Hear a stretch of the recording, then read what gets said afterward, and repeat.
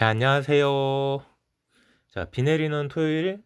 자, 금융정보 관련해서 일반인들이 알기 어려운 전문 내용을 쉽게 전달해 드리는 청새롬입니다. 자, 뭐 추적추적 내리는 비 어떻게 느끼시나요?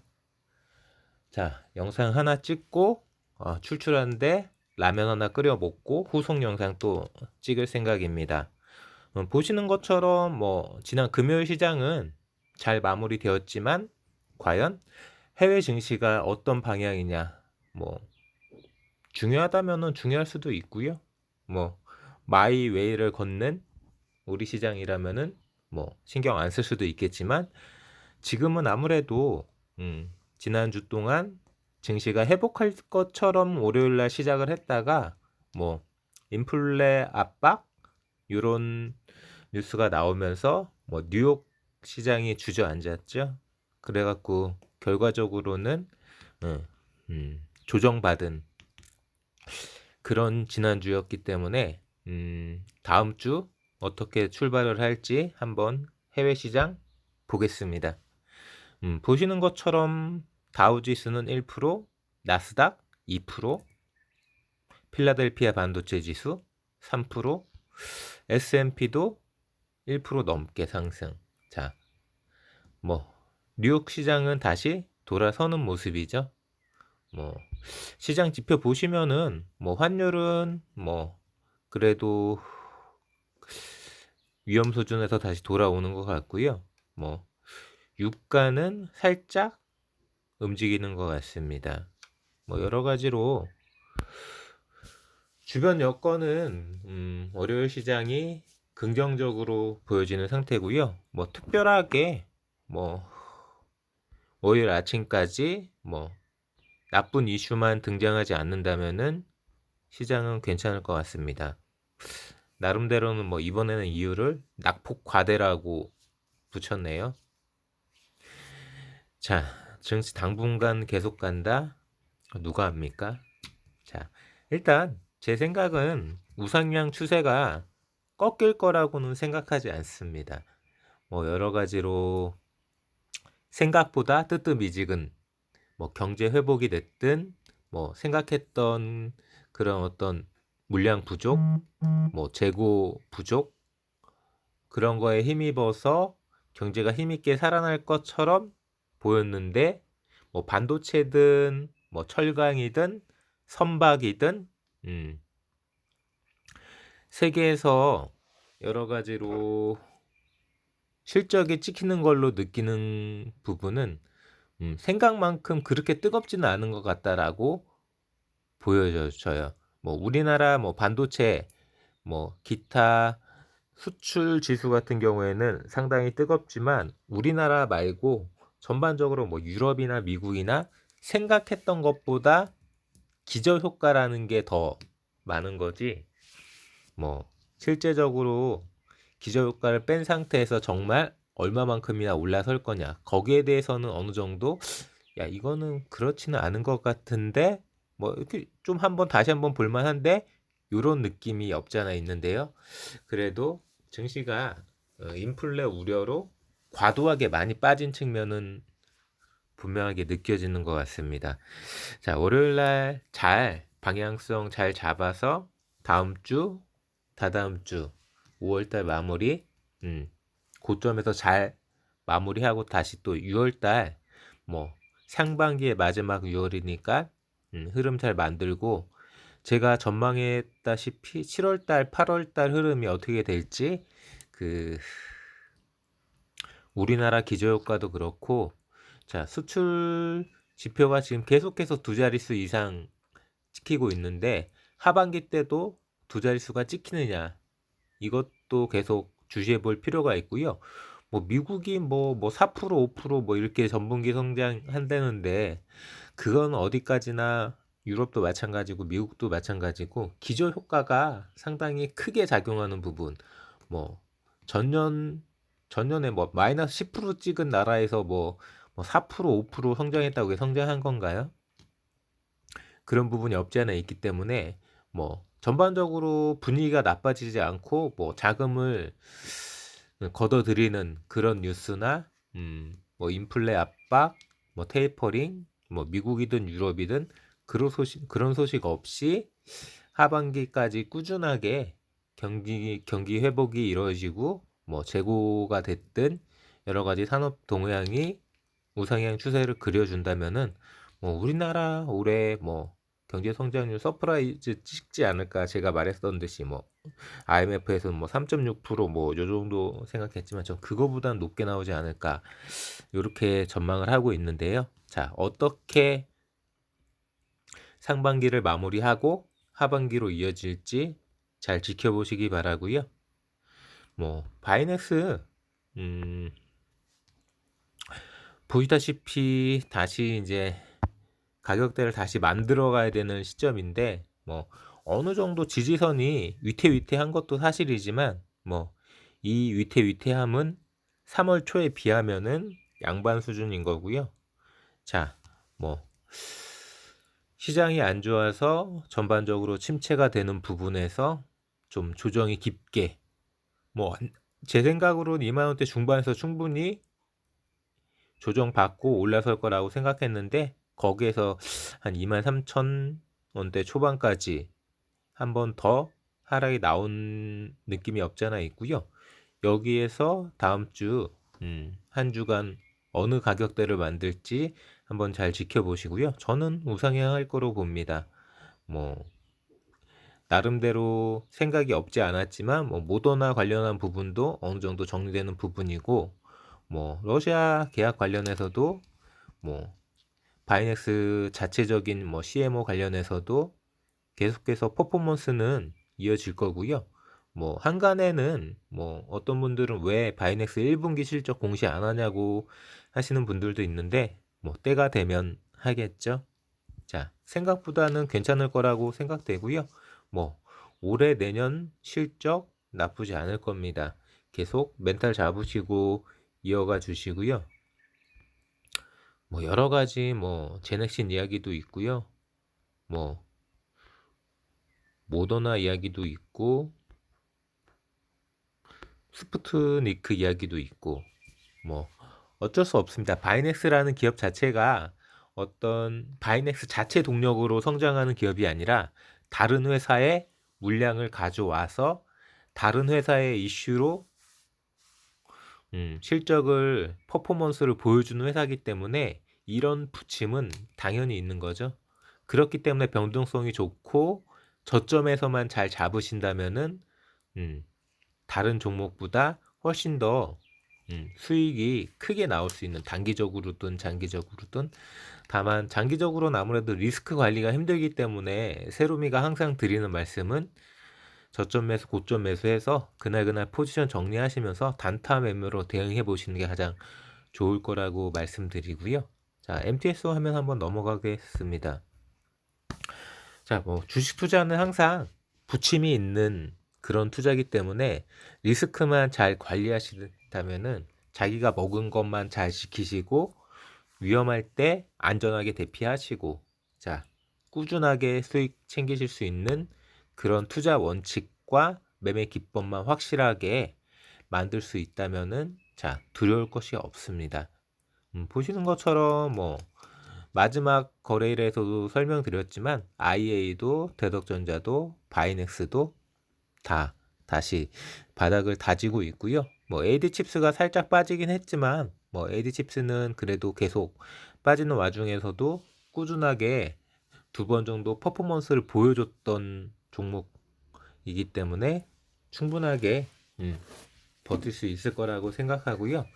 뭐 삼성전자도 이제 다시 8만 원대, 하이닉스도 추세를 돌리는 모습. 앞서 뭐 미국 지수 보여드렸을 때 필라델피아 반도체 지수도 살아나고 있다라는 이야기 말씀드렸고요. 뭐 진적에 이제 우리나라 지수 빠질 때도 필라델피아 반도체 지수는 빨간불이었다는 그 영상도 찍어드린 거 생각나실 거예요. 뭐 여러 가지로 뭐 바이오든 반도체든 돌아서고 있는 모습이기 때문에 결과적으로는 반도체가 달려준다고 하면은 그런 어떤 시장의 긍정적인 수급이나 자금 흐름들이 좋아질 거고요. 그에 따라서 바이오 쪽으로도 뭐 훈풍이 불면서 뭐 대표적으로는 뭐 시젠이 됐든 뭐 셀트리온이 됐든 아까 보셨던 삼성바이오로직스가 됐든 시장의 중심을 잡아주면서 우상향을 그려줄 거라고 생각하고요. 뭐 삼성바이오로직스가 가져가는 모더나, 자, 뭐 부잣집은 배 터지나요? 여러 가지로 뭐 삼성바이오는 뭐 공장 완공 소식도 들려오고 모더나 이슈를 결국은 삼성바이오로직스가 가져간다는 그런 소식도 들려오고, 뭐 여기에 만약에 뭐 이 부회장 사면 관련해서도 뭐 여론이 뭐 긍정적으로 그 대통령이 언급했던 그런 부분도 영향을 미칠 거고요. 그럼 뭐 반도체, 삼성 반도체도 그렇고 삼성 바이오도 마찬가지고 뭐 쌍끌이죠. 뭐 뒤에서 밀고 앞에서 땡기고, 어차피 뭐 대한민국은 삼성공화국입니까? 뭐 마음에 들진 않지만 그래도 뭐 증시를 위해서, 대한민국을 위해서라면 제가 참아야겠죠. 자, 요렇게 뭐 나쁘지 않은 바이오 분위기와 반도체 분위기, 뭐 주말 동안에 여러 가지로 뭐 기사나 뉴스, 뭐 리서치 보고서 같은 것도 잘 보시고요. 뭐 힘든 시장에서 손발이 묶여 있다고 아무것도 안 하시고 그냥 관심 끄시고 뉴스도 안 보시고 그렇게 대응하시는 것보다는, 자, 잘 대응하시는 방법은 뭐 힘들겠지만 그래도 이럴 때일수록 잘 공부하시고 이런 시기를 어떻게 넘기느냐에 따라서 뭐 막상 일이 닥쳤을 때 좋은 쪽으로든 나쁜 쪽으로든 똑같은 실수를 반복하지 않을 수 있고 기회를 찬스로 만들어낼 수 있는 그런 내공이 쌓아지는 거라고 생각하고요. 다 스텝 바이 스텝이죠. 하루 아침에 완성되는 것은 없습니다. 자, 투자자 여러분들이 힘든 시기가 되겠지만 뭐 바이넥스든 대덕전자든 물려 계신 분들 멘탈 잘 잡으시고, 뭐 IA나 에이드칩트 단기 투자하시는 분들 분명하게 뭐 매매하실 수 있는 찬스, 퍼포먼스, 변동폭, 수급은 계속해서 다음 주에도 한두 차례 이상 발생될 거고요. 그 한두 차례 발생되는 타점을 잡을 수 있냐, 잡을 수 없느냐는 결과적으로 스스로의 능력인 거죠. 얼마나 발빠르게 스피드 있게 움직이고 빠져나올 수 있느냐. 물리지 않고, 자, 놓치지 않고, 타점 놓치지 않고, 물리지 않고 방향성 잘 잡아서 거래하시고요. 바이넥스 뭐 아까 살짝 말씀드렸지만 이 가격대가 23,400원 23,400원, 자 거의 한 고점 대비 만원 정도, 만원 이상 떨어진 가격대이기 때문에 뭐 여기에서 뭐 더 떨어진다는 것도 별 크게 의미가 없고 떨어질 리도 없다라고 저는 생각하고요. 뭐 거래량도 줄어든 상태, 뭐 수급 같은 경우에는 뭐 기관은 팔고 있고 외국인은 그나마 조금 담고 있는 그런 모습이지만 크게 요 기관이나 외국인의 흐름이 크게 의미가 있는 그런 흐름은 아닌 것 같고요. 일단 그 순매수하던 그 기관들의 그 흐름은 완전히 반전됐죠. 4월 말부터 순매수의 기간 흐름은 반전됐고요.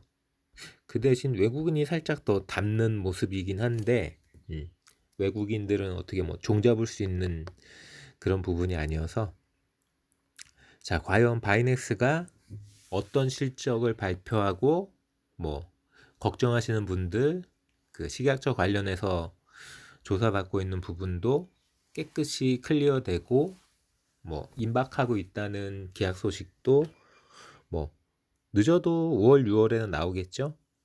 뭐 이번 달에 나올 거라고 생각하고 있지만 뭐 왜 늦어지는지 뭐 여러 가지 설왕설래가 있지만 그 부분을 제가 뭐라고 말씀드리긴 어렵고요. 뭐 결과적으로는 뭐 탈락한다는 소식이 없기 때문에 뭐 계속 긍정적으로 바라보시는 게 좋을 것 같고요. 대덕전자도 뭐 지금 이 가격대 15,000원 50원 빠진 15,000원 요 가격대가 조금은 답답하고 충격적으로 받아들여지는 분들도 있겠지만 그거는 어쩔 수 없습니다.